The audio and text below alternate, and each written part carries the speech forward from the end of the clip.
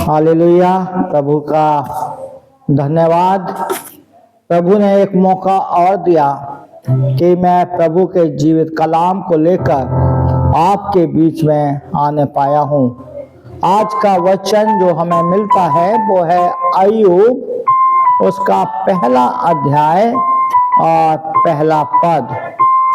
अय्यूब पहला अध्याय और पहला पद यहाँ पर इस प्रकार से लिखा हुआ है कि ऊज देश में अय्यूब नाम एक पुरुष था। वह खरा और सीधा था और परमेश्वर का भय मानता और बुराई से दूर रहता था। ये प्रभु का जीवित कलाम है। इसके पढ़े सुने जाने पर आशीष मिलने पाए। मेरे प्रियो, अय्यूब का जीवन एक ऐसा जीवन था जो परमेश्वर को भाता था, और परमेश्वर को भाने वाला जीवन इसलिए था क्योंकि वो परमेश्वर के अनुसार चलता था। जब हम अय्यूब की परीक्षा को देखते हैं तो अय्यूब की परीक्षा के पहला पद वो कह रहा है, अय्यूब पहला अध्याय का पहला पद कह रहा है कि अय्यूब नामक एक पुरुष रहता था। और वो कहाँ रहता था? ऊज देश में रहता था। और वह कैसा था?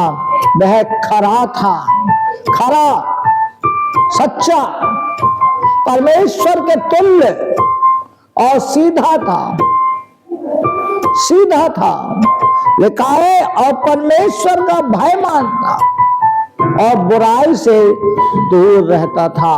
मेरे प्रियो, बाइबल को अगर हम देखें तो बाइबल हमें बताती है कि परमेश्वर कैसे लोगों को चाहता है। परमेश्वर कैसे लोगों को चाहता है।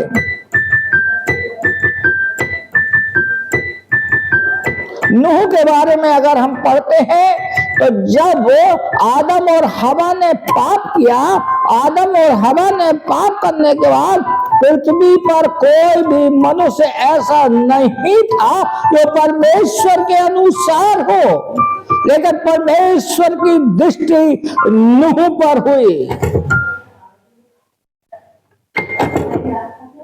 अगर हम याकूब के बारे में पढ़ें तो याकूब को ज्यादातर लोग ये कहते हैं कि वो अरंगा मारने वाला, लेकिन परमेश्वर का वचन बताता है कि याकूब सीधा मनुष्य था,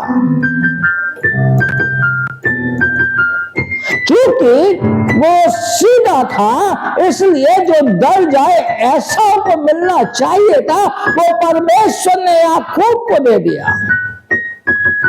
जब आप परमेश्वर के अनुसार चलेंगे या परमेश्वर के तुल्य आप हो जाएंगे, परमेश्वर वो दर्जा आपको देगा जो सब नामों में श्रेष्ठ है। जो सब नामों में श्रेष्ठ है वो दर्जा प्रभु आपको देगा। सो प्रभु आपकी अगुवाई करे, प्रभु आपके ऊपर अपना अनुग्रह और अपनी आशीष को बनाए रखे।